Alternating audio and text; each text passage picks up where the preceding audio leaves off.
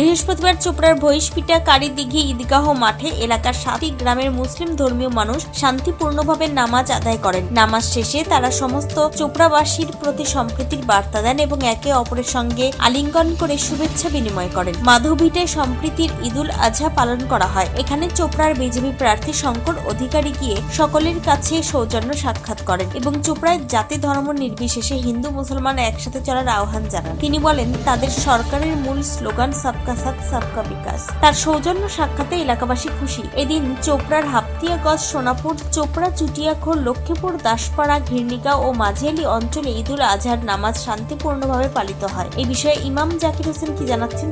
आप लोगों से इस मीडिया के मुताबिक जो है ईदगाह मैदान में हम लोग खड़े हैं। ईद की नमाज हम लोग बड़ी सुकून इत्मीनान के साथ हम लोग अदा किए।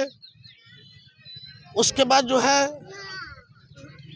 हम लोग इस्लाम यही सिखाता है अमन और सुकून, चैन की ज़िंदगी।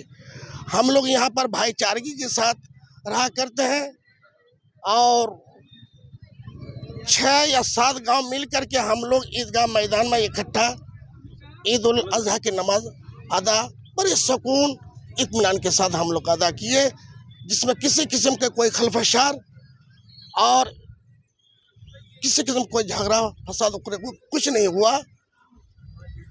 और ईद के बाद जो है हम लोग अपने अपने घर वापस हो रहे हैं।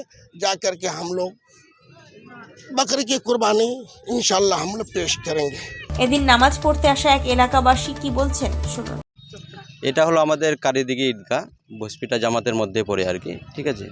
তো এখানে আমাদের শান্তিপূর্ণভাবে নামাজ আদায় হলো, ঠিক আছে। আর প্রত্যেকবারই আমাদের এখানে শান্তিপূর্ণভাবে হয়, কোনো ঝুট ঝামেলা হয় না। তো এবারও শান্তিপূর্ণভাবে হলো। চোপড়া থেকে সুবল গোপের রিপোর্ট, টাইমস 14 বাংলা। আরো নিত্য নতুন ভিডিও পেতে এবং তথ্য জানতে আমাদের ফেসবুক পেজকে লাইক ও ফলো করে রাখুন। সেই সঙ্গে টাইমস 14 বাংলার ইউটিউব চ্যানেলকে সাবস্ক্রাইব করতে ভুলবেন না। মুখের উজ্জ্বলতা হারিয়ে গেছে, স্পট পড়ে গেছে, ব্রণ ভর্তি, তাই আর দেরি না করে আজই আসুন রায়গঞ্জের চণ্ডীতলায় হেলথ প্লাস মাল্টি স্পেশালিটি ক্লিনিকে এবং এখানে পান অভিজ্ঞ ডাক্তার দ্বারা ফ্রি স্কিন টেস্ট। আরো বিস্তারিত জানতে যোগাযোগ করুন 9674895169 এই নম্বরে।